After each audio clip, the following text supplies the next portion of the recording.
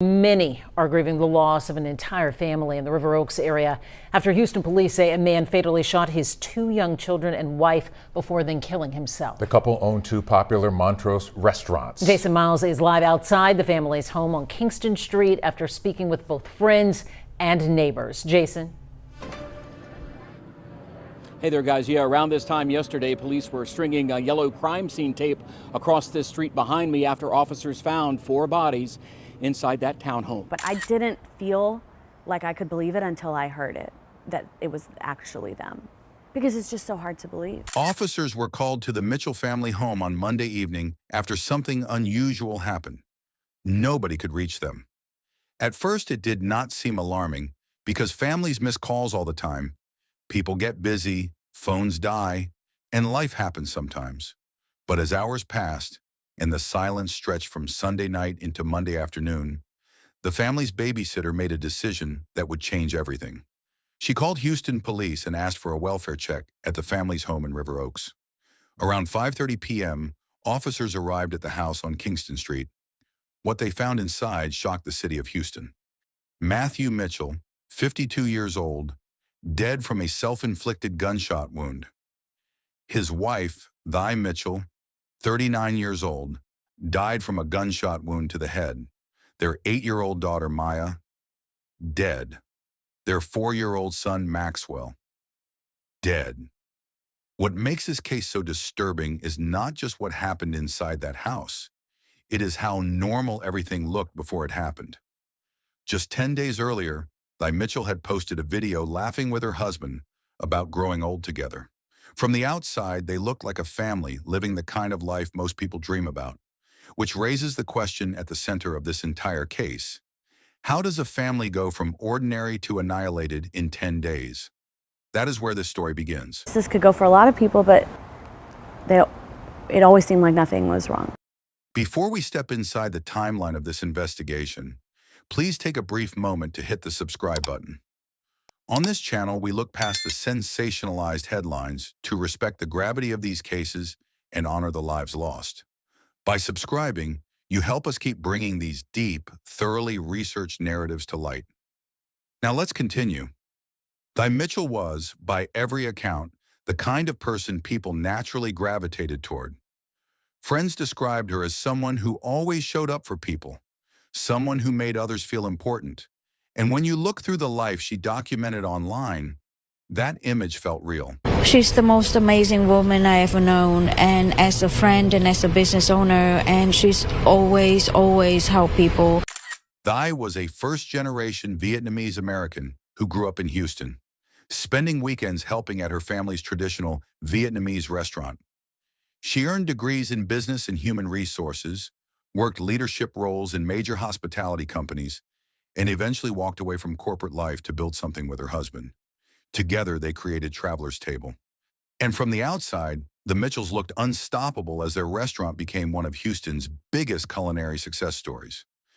The menu reflected dishes inspired by their travels around the world: Japan, Korea, Australia, Nigeria, India, and even Mexico. It was not just food, it was an identity. In 2021, the restaurant was featured on diners, drive-ins, and dives. National attention followed, awards followed, expansion followed. By 2025, Traveler's Table had become one of the highest-rated restaurants in Houston. Eventually, they opened a second concept. Thy launched her own fashion brand. Thereafter, the couple were named Restaurateurs of the Year by the Texas Restaurant Association's Greater Houston chapter. To everyone watching from the outside, this looked like a family in the middle of building something extraordinary. And then there was Thy's Instagram. This matters because it became an accidental timeline of the family's final days. For years, Thy documented her life online. Trips across the world, family vacations, restaurant milestones, videos with her children, and quiet moments with Matthew. You could scroll through her page and literally watch a woman enjoying her life in real time. 3 days before the family was found, Thy posted a video shopping for dresses with her daughter Maya ahead of her sister's wedding in Boston. In the caption, she wrote, "The sweetest mother-daughter time." Nothing suggested the family was approaching the end of their lives. And then there's Matthew Mitchell, because this is where the story stops making sense. Matthew looked like a man who had successfully lived multiple lives: journalist, executive, culinary student, restaurant owner, world traveler.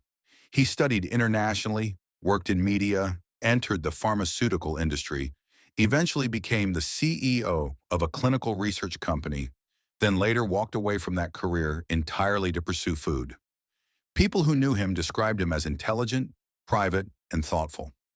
But one detail keeps resurfacing in this story. Matthew Mitchell had no social media presence at all. In a world where most people document every part of their lives online, Matthew remained almost completely absent from the internet. Di once joked that when they first met, she thought he might secretly be living a double life, because who has no social media in the modern world? But according to the people closest to them, that was simply who Matthew was: quiet, reserved, and offline. And that privacy now hangs over this case like a shadow, because when investigators began trying to understand what happened inside that house, they discovered something terrifying. Nobody seemed to know anything was wrong. Friends later said Matthew had dinner plans the very night police discovered the bodies. He had made normal plans for a normal Monday evening. Former colleagues described him as calm and thoughtful. One former chef from Traveler's Table later said he had only ever seen Matthew and Di in minor disagreements. And yet investigators say this same man murdered his entire family. That contradiction is what makes this case so difficult to process. On Sunday night, May 3rd, friends spoke with Di Mitchell. By every account, the conversations felt completely normal. But just like that, the family went silent. The babysitter was the first to notice because the family does not go dark. That instinct mattered because that silence slowly began to feel wrong. By Monday evening, the babysitter and Di's sister contacted Houston police requesting a welfare check. Officers arrived at the home around 5:30 p.m. Inside, investigators found one of the most devastating family murder-suicides Houston had seen in years. All 4 family members had suffered gunshot wounds to the head. Maya and Maxwell were found in their beds, the place where children believe they are safe, and almost immediately the city began asking the same question. Why? Because on paper, nothing about this family pointed toward catastrophe. Investigators began examining possible pressures behind the scenes, and financial stress became one area of discussion. Running restaurants in 2025 and 2026 had become increasingly difficult across the country due to rising costs, labor shortages, insurance expenses, and operational pressure. But people close to the Mitchells pushed back against the idea that financial hardship alone explains what happened. One restaurant insider reportedly stated there was no indication those pressures played a direct role in the killings. Another detail surfaced through sources close to the case: allegations that Matthew Mitchell may have been experiencing paranoia before the murders. That information has not been officially confirmed by Houston police, and investigators have not publicly explained what, if anything, people around Matthew may have noticed before the killings. 10 days before the murders, they posted a video joking with Matthew about growing old together. 3 days later, she was shopping with Maya for a family wedding. Then Sunday came, and by Monday evening, an entire family was gone. The morning after the bodies were discovered, employees at Traveler's Table still showed up to work. The restaurants released a statement thanking staff for continuing to serve the community through unimaginable grief. Friends described Di as a light in Houston's restaurant scene, someone constantly planning, creating, and supporting others. And outside the family's home, a memorial began to grow. Flowers, photos, and messages from strangers who had eaten at their restaurants and somehow felt connected to the warmth I created around her. As of today, investigators continue examining the case. Houston police have identified Matthew Mitchell as the suspect in the murders. Because he is dead, no criminal charges will ever be filed, and the central question remains unanswered publicly. Why did this happen? Maybe investigators still do not know, or maybe they know more than they are prepared to release. But this case leaves behind a reality that is deeply uncomfortable to confront. The absence of visible warning signs does not always mean safety. Sometimes people are struggling in ways nobody around them can see. Sometimes crises unfold silently behind closed doors while the outside world continues seeing smiles, businesses, vacations, Instagram videos, and ordinary routines.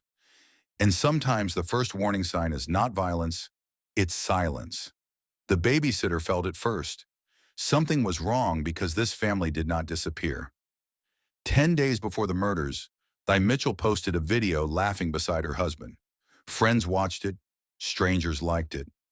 But nobody realized they were looking at the final days of an entire family.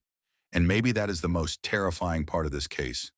If this story moved you, please consider subscribing, hitting the notification bell, and sharing this video. Let's make sure the warmth I built isn't entirely overshadowed by how it ended. Before you go, leave a simple "rest in peace" in the comments below.